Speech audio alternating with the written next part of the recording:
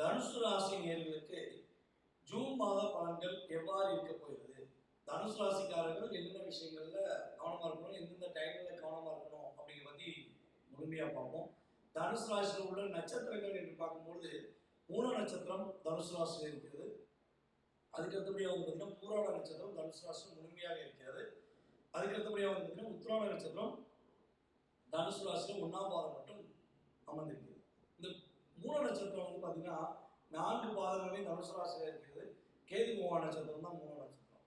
அதுக்கடுத்தபடியாக பார்த்தீங்கன்னா பூராட நட்சத்திரம் பார்த்தீங்கன்னா சுக்கிர பகவான் நட்சத்திரம்.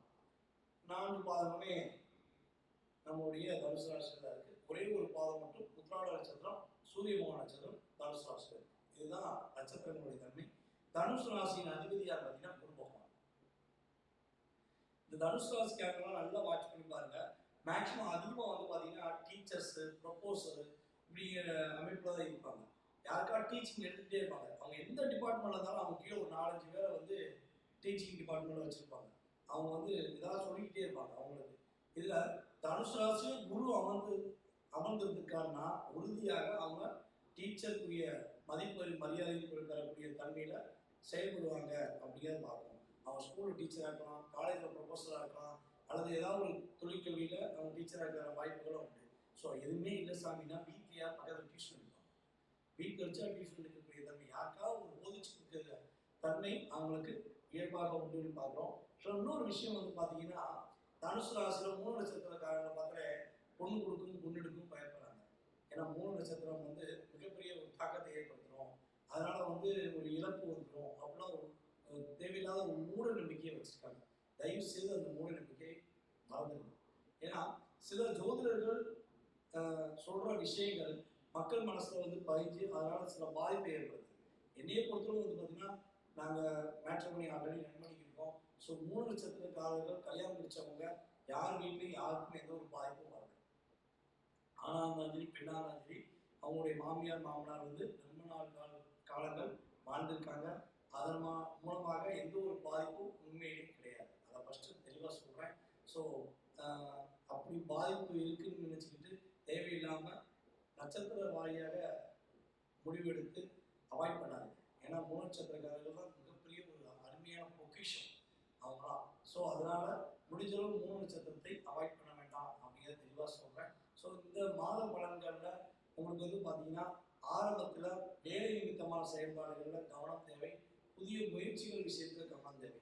அவசரப்பட்டு ஒரு வேலையில் இடமாற்றம் செஞ்சிடக்கூடாது. வேலையில் சின்ன சின்ன மன அழுத்தங்கள்லாம் உங்களுக்கு இந்த மாதத்தில் ஆரம்பத்தில் ஏற்படும். ஸோ மன அழுத்தத்தை கண்டு பயந்துடக்கூடாது. ஏன்னா உங்களால் அதை ஃபேஸ் பண்ண முடியுங்கிற தன்னம்பிக்கை நீங்கள் வச்சுட்டீங்கன்னா உங்களுக்கு ஜூன் மாதம் இறுதிக்கு அப்புறம், அதாவது ஒரு 15ஆம் தேதிக்கு மேலே ஒரு நல்ல மாற்றம் உங்களுக்கு இருக்கும். ஸோ அதனால ஒரு குறிப்பிட்ட கால அளவு மட்டும் கொஞ்சம் வேலையில் கவனம் செலுத்துங்க.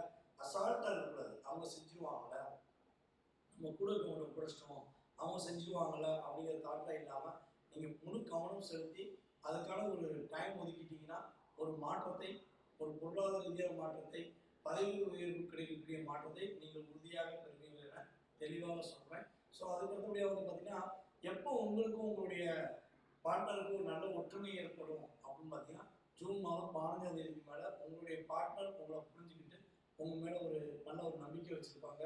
உங்களுடைய கனவு மனை ஒற்றுமையுமே புரிதலுடன் செயல்படக்கூடிய காலகட்டமாக நீங்கள் ஆரம்பத்தில் கொஞ்சம் சின்ன சின்ன தாக்கங்கள் வந்தாலும் ஜூன் மாதம் 15ஆம் தேதிக்கு மேலே உங்களுடைய கனவு மனை ஒற்றுமை நல்ல ஒரு மகிழ்ச்சியான சூழ்நிலையை ஏற்படுத்தும். அதே போல் பார்த்தீங்கன்னா புதிய தொழில் தொடங்குவதற்கான வாய்ப்புகள், நல்ல ஒரு முன்னேற்றத்தை பெறக்கூடிய தன்மைகள்லாம் பார்த்தீங்கன்னா உங்களுக்கு ஜூன் மாதம் 15ஆம் தேதிக்கு மேலே நல்ல மாற்றங்கள் உண்டு என்பதை தெளிவாக சொல்கிறேன்.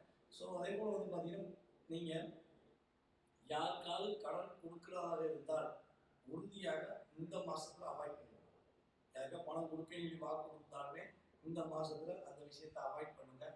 அதே போல் வெளிநாடு பயணங்கள், வெளியூர் பயணங்கள் மூலமாக நல்ல ஏற்றமான சூழ்நிலை உண்டு. அதன் மூலமாக மிகப்பெரிய ஒரு முன்னேற்றமான தன்மைகள் உங்களுக்கு உறுதியாக உண்டு. கல்வியில் நீங்கள் எடுக்கிற விஷயங்களை சரியான ஒரு பாடத்திட்டங்களையோ அல்லது சரியான ஒரு கல்லூரியோ சரியான ஒரு ஸ்கூலையோ தேர்ந்தெடுக்கணும்னா கட்டாயமாக ஜூன் மாதம் 15ஆம் தேதிக்கு மேலே அதற்கான ஒரு முயற்சியில் எடுங்க. உங்களுக்கு உறுதியாக ஏற்படுகின்ற தடைகள் விலகி வெற்றிக்கான ஒரு சூழ்நிலையை நீங்கள் நோக்கி பயணிப்பதற்கான தன்மை உங்களுக்கு கிரகங்கள் ஏற்படுத்தி கொடுக்குது.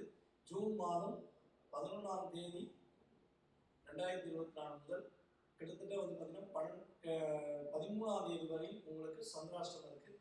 இந்த 2 நாட்கள் உங்களுக்கு சந்திராஷ்டமம் முழுமையாக இருக்குது. ஸோ இந்த காலகட்டங்களில் நிதானத்தை கடைபிடிங்க, அவசரப்பட வேண்டாம். பொறுமையாக இருந்து கடைபிடிச்சிங்கன்னா நீங்கள் கரெக்டான ஒரு முறையை தேர்ந்தெடுத்து அதன் மூலமாக வெற்றி பெறுவீர்கள் என்பது உண்மை. வழிபாடு பார்த்தீங்கன்னா சந்திராஷ்டமத்தன்னைக்கு அவசரப்படாமல் செயல்படணும். வழிபாடு விநாயகர் வழிபாடு செய்வதன் மூலமாக மிகப்பெரிய மாற்றமும் மிகப்பெரிய ஒரு முன்னேற்றமும் தனுசு ராசிக்கு உறுதியாக உண்டு. நிதானம் தேவை, வெற்றி உண்டு.